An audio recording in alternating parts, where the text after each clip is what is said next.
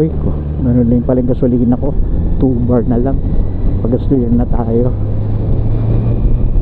Kaya doon tayo magpapagasolina sa ano, sa Shell. Dito sunod-sunod yung gasoline station dito eh. Pero ano yan, puro self-service guys. Yan, magkano ba ngayon? 166 yung super. Yung diesel mahal talaga. Kaya bumaba na siya. Last week, ano yan eh, 2 euro yung mahigit yung diesel eh. Tapos yung gasolina 170. Eh bumaba na ngayon no. Hindi tayo Shell magpagasolina. Kasi malinis yung gasolina rito eh. Kasi minsan pagka yung ano, madumi yung gasolina na ikarga mo, gaya last time eto na inista ko siya nang hindi ko ginamit ng mga isang buwan. Eh natandaan ko yung huling gasolina ko hindi sa Shell eh. Ayun, nag hard starting siya.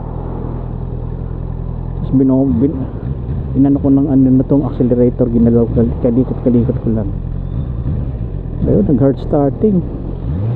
Tapos ang sabi sa akin, tumawag ako doon sa mekaniko. Sabi niya, lagyan mo ng ano, ng fuel cleaner. Ayun, lagyan ko ng ano, mga 1/4. Kaya dito na ako papagasolina sa Shell. Ito lang may pinapagasolina na gamit ko, itong ano, 95 Super 95.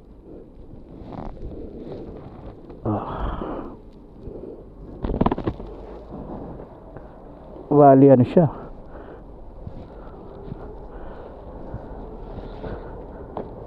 kano ba ngayon? Ano dito, self-service tong gasoline station na to. Kaya nga hindi guys, sa Philippines di paparada ka lang tapos may lalapit na sa'yo. Karga natin tong 95.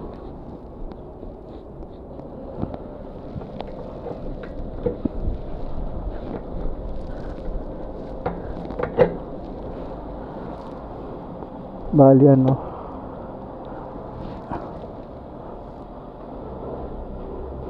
kano to, 1 euro and 67 cents per liter itong Super 95. Nagmura na nga to eh.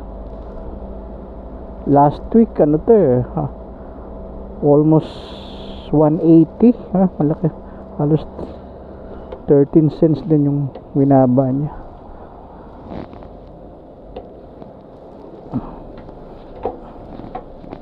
Tikas ng ano nito. Pakluin natin talaga. Kasi may naiiwan na pa eh. Hindi. Sagadin na natin. Wali na na. 8 liters na. Kasi ang pool nito ano eh, 14 liters. Eh, ayoko pa abutin. Ayoko siya paabutin na mag-ilaw eh. 2 bar. Bali may naiiwan pa ng 2 bar eh. Okay.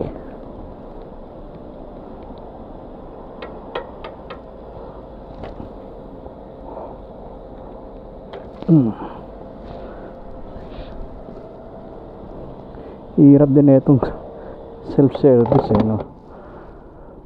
Magkano din yan? 14 euro. Okay, bayad tayo doon.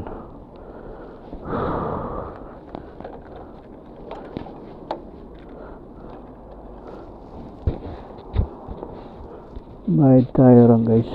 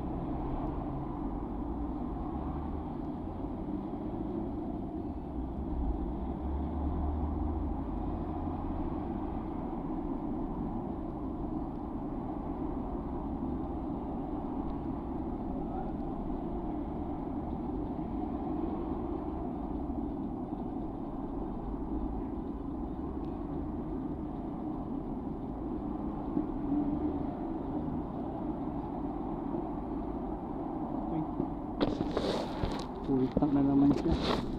Bali, bultak siya. Gamit ko siya ng ano eh. Ako siya ng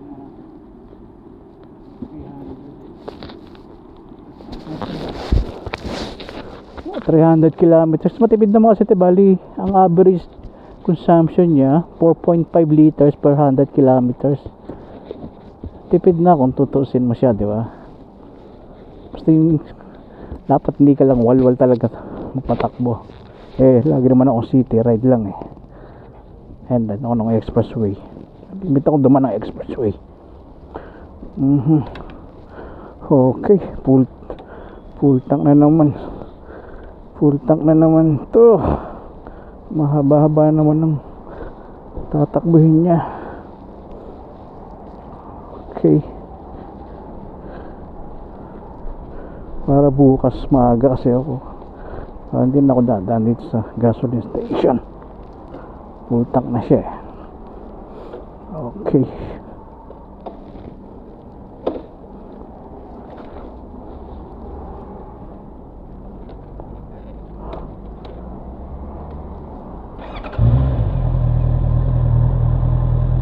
Okay.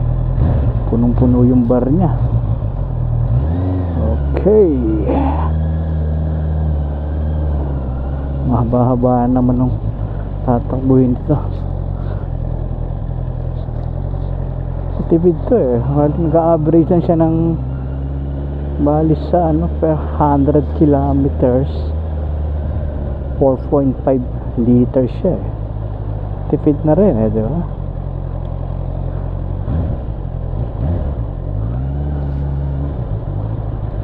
Okay na rin yung consumption niya.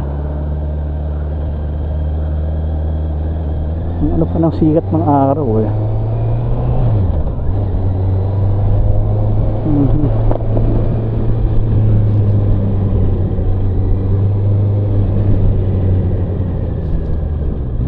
Stop kasi blind corner siya. Okay, libre.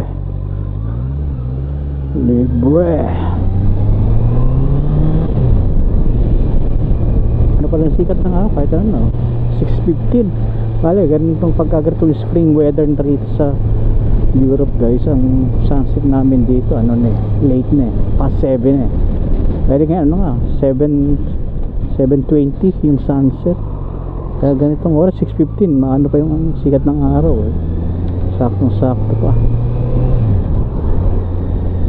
Lalo pag summer maganda rito talaga kasi yung sunset ano na 9 PM. Kaya pa nag ride kayo kahit mag-umpisa kayo ng late na sa hapon na akala mo ano pa eh kasi maano pa yung sikat ng araw kasi kaya din ang ano niya kagandahan pagka summer. Kaya maiksi lang din summer dito eh. Alas 2 months tapos darating na yung fall ngayon. Winter na naman. Pag winter wala nga garahe yung motor mo. Bali nakapag motor ako rito hanggang end ng October eh, ganyan eh. Kasi November ginagarahe ko na to. Tapos balik na naman ako ng March. Bali 4 months din 4 months din nasa garahe to si ano ko. Pero okay na rin 8 months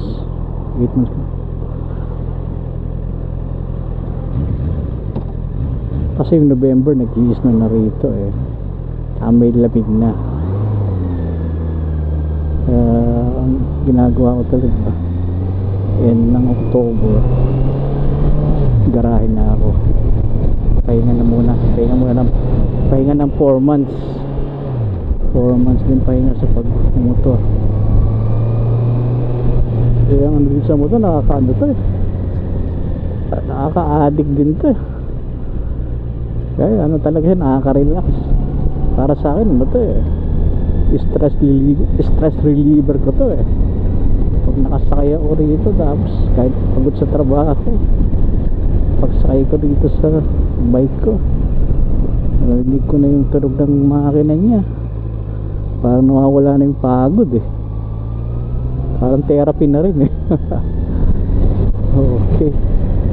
Kala, dito na. Lapit na ako rito sa amin. Nakakatuwa ang ano na sikat ng araw. Tirik na tirik yung sikat ng araw.